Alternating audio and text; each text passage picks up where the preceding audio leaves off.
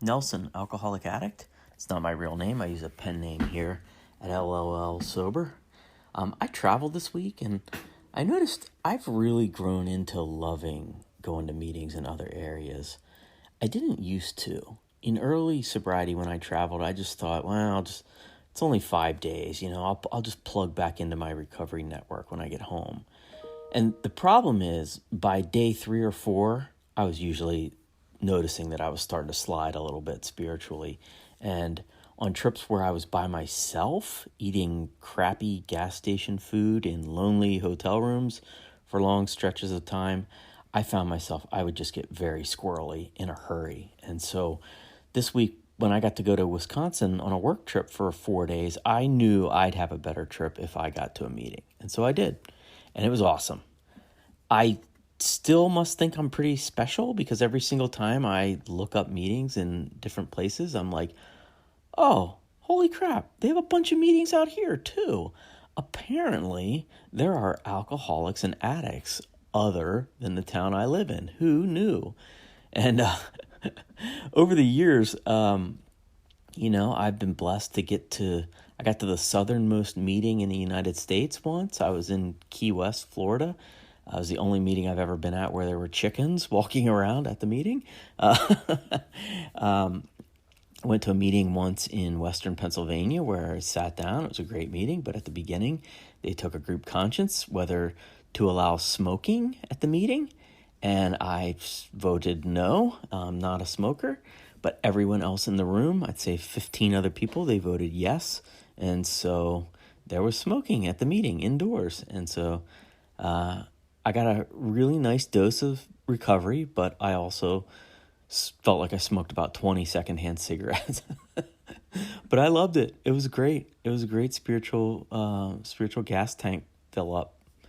So I really enjoy the different brands and thought processes around recovery that you run into. It's a little bit like, when you get to a new place and you try out a local restaurant and just see, they don't make barbecue the same way in every single town in the United States. And so they do recovery differently too. And I love that. I love expanding my conception of what the program looks like. And so this meeting I went to in Wisconsin, there was about 20 people. It was in a recovery club, so they have a bunch of meetings every single day.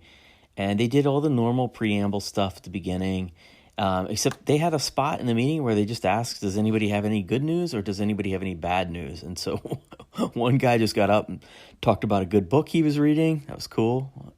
And somebody else got up and said that one of the sober members of the club, his wife had died, so maybe say a prayer or two for the family. And then we did this thing, I had never seen it before.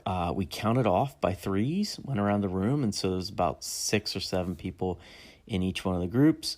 And we counted off and we split into thirds and went to each corner of the room and had like a mini meeting. And I asked, I said, hey, I've never done something like this before. Like, what's the thought process?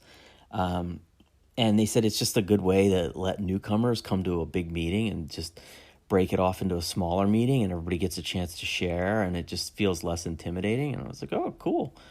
Interesting. So it was a great meeting. On my way out, I noticed in the front of the room, they had this big whiteboard and it had a whole bunch of statistics about the devastation of addiction. And it like showed how many people die every day and every week and every year. I think they had every hour how many people in the United States die from alcohol and drugs.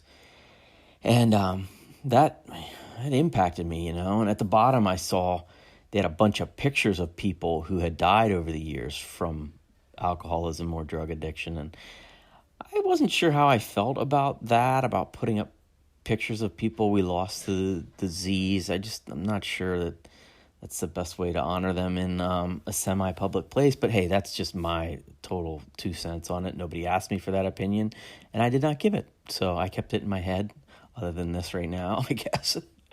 I can say that I walked out of there. It impacted me in a positive spiritual way because, it just reminded me for the millionth time, I am lucky to be alive. I should be dead. It's always beneficial to remember that I am an alcoholic and an addict who could have died almost every day for like 3, 4, 5 years before I got sober. And I didn't die. I'm alive. What a gift. So I went back to my hotel room, and I felt like I had a full spiritual gas tank last night. I made some new friends. Next time I'm in Wisconsin, I'm going to hit that again. It was just a beautiful evening, And listen, did I still maybe eat a bunch of shitty food from a gas station? Well, no comment. Thanks for letting me share.